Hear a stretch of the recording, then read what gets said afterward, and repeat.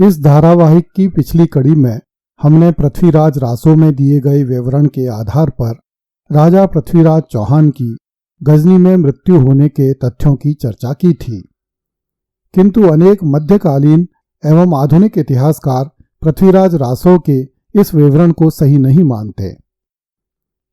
हम्मीर महाकाव्य में पृथ्वीराज को कैद किए जाने और अंत में मरवा दिए जाने का उल्लेख मिलता है। विरुद्ध विधि विध्वंस में पृथ्वीराज का युद्ध स्थल में काम आना लिखा है। पृथ्वीराज प्रबंध का लेखक लिखता है कि विजयी शत्रु पृथ्वीराज को अजमेर ले आए और उसे एक महल में बंदी के रूप में रखा गया।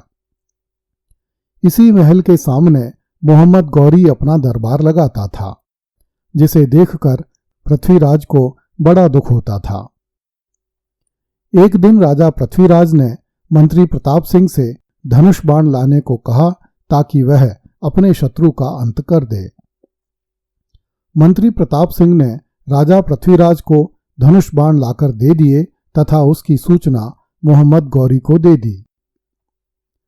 राजा पृथ्वीराज की परीक्षा लेने के लिए गौरी की मूर्ति एक स्थान पर रख दी गई, जिसको पृथ्वीराज ने अपने बाण से तोड़ दिया। अंत में गौरी ने पृथ्वीराज को गड्ढे में फेंकवा दिया, जहां पत्थरों की चोटों से उसका अंत कर दिया गया।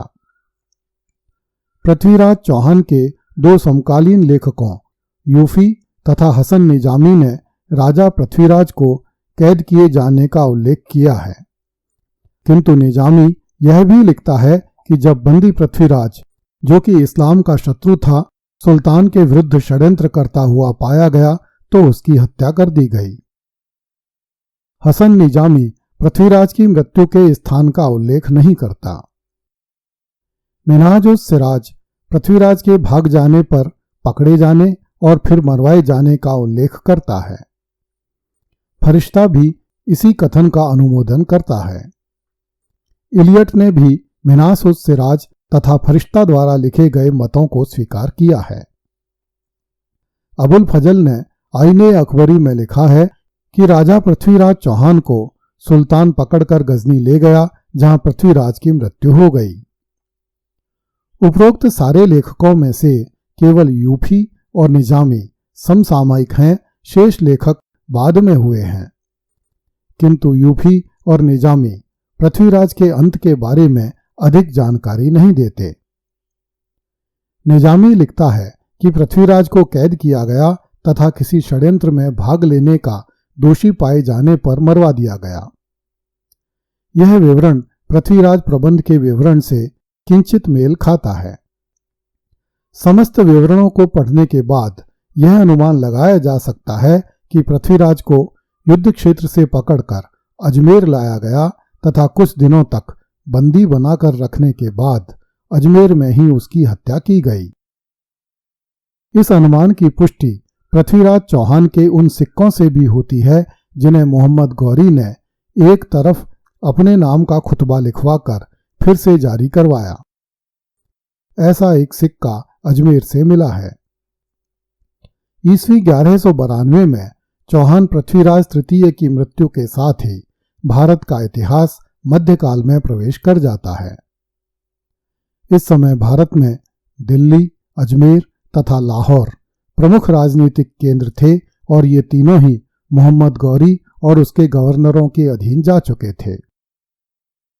चौहान शासक पृथ्वीराज तृतीय ने भारत पर चढ़कर आए मोहम्मद गौरी को कई बार छोटे बड़े युद्धों में परास्त किया।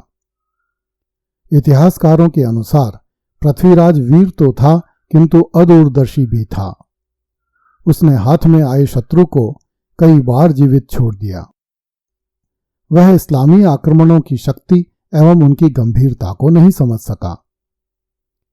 इन इतिहासकारों के अनुसार राजा पृथ्वीराज ने अपने स्वजातीय बंधुओं महोबा नरेश परमारदी चंदेल, कन्नौज नरेश जयचंद गाहड़वाल, अनिलवाड़ा नरेश भोला भीम, जम्मू नरेश विजयराज अथवा चक्रदेव आदि को अपना शत्रु बना लिया।